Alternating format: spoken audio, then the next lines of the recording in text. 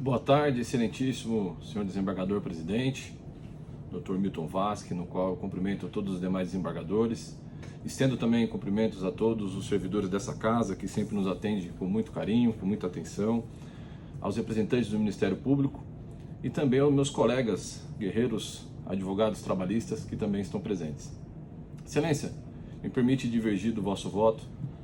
Gostaria de pedir atenção ao nosso recurso. É um recurso que não visa atacar o livre convencimento do magistrado com as provas produzidas, visa em verdade trazer ali uma igualdade. Houve um cerceamento de defesa no presente processo.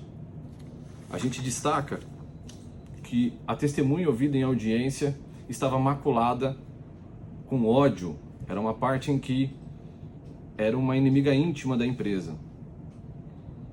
O reclamante foi contratado, excelências, em um contrato de obra certa, uma obra transitória, e se enquadrava ali num contrato de obra certa, e assim foi feito. Ao término do contrato, o reclamante entendeu que o contrato não havia sido atendido da forma pactuada, que ele teria elaborado em uma função divergente e outras obras também, o que anularia o contrato de obra certa.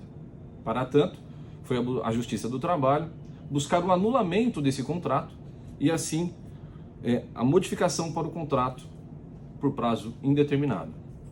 Sendo o seu ônus de prova, apresentou em juízo prints de telas de WhatsApp, de conversas com qual a gente não consegue identificar, timbres, papel timbrado da empresa, alegando que em verdade ele estava elaborando como um apontador e não como ajudante de obras, e usou esses documentos como matéria de prova.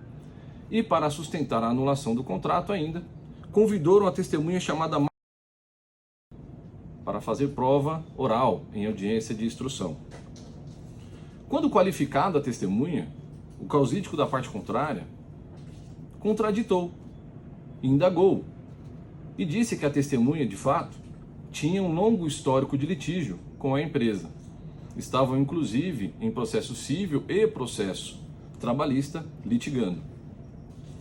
A juíza, a COR, como de praxe, indagou a testemunha sobre o que estava sendo narrado pelo advogado.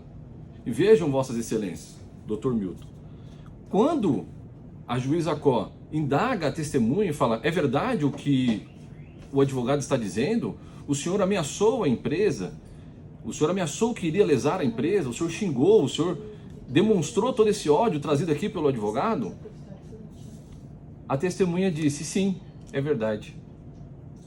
É verdade, eu tenho esse histórico de litígio, eu xinguei, eu ameacei, de fato isso aconteceu, porém, foi em um momento de ódio, foi um momento ali que eu perdi a cabeça. Vejam, excelência, antes da contradita, quando esse advogado ali contraditou, havia uma presunção de que aquela testemunha seria suspeita. Mas no momento em que ela confirma o narrado para a fundamentação da contradita, ela deixou de ser uma testemunha suspeita e deixou de ser presumida e passou a ser uma testemunha suspeita. Não poderia ser ouvida, o seu depoimento ali, a sua versão dos fatos estava maculado. Isso foi confessado pela própria testemunha em audiência. Ainda assim, a juíza COR entendeu por rejeitar a contradita. Vejam, excelência, a importância deste depoimento, pois a respeitável sentença foi fundamentada sobre esse depoimento. Uma testemunha que ameaçou prejudicar a empresa, que está litigando em processo contra a empresa, em um processo trabalhista, vossas excelências. Essa testemunha pede indenização por dano moral. Como poderia uma testemunha não estar maculada com ódio, estar chateada com a empresa e pedir dano moral, se o dano moral é exatamente aquilo que atenta ao seu íntimo?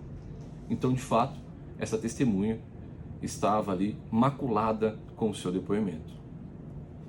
Em outro turno, as provas trazidas para o reclamante como desvio de função, alguns prints de WhatsApp, de conversas com a qual a gente não consegue identificar quais são os seus interlocutores.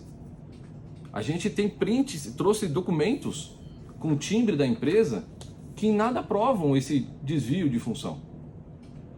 As provas trazidas aos autos nesse sentido não são suficientes para fundamentar, para provar o alegado pelo reclamante.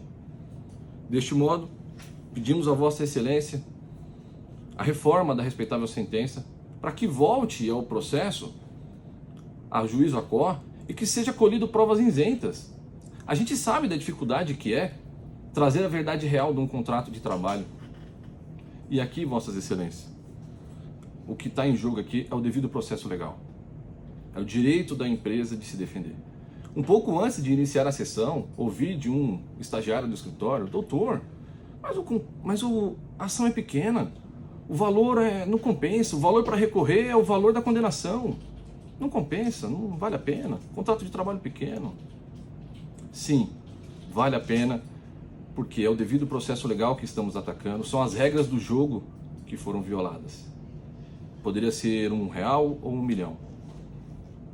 Vossas Excelências têm todo o livramento para decidir de acordo com as provas trazidas aos autos, mas que essas provas não estejam maculadas, não contaminem os autos. Tenho dito, Vossas Excelências, agradeço a oportunidade, exaltar a tecnologia de estar aqui em São Paulo, tendo a oportunidade de falar com Vossas Excelências em Minas Gerais. É uma honra e um enorme prazer. Obrigado, Excelência.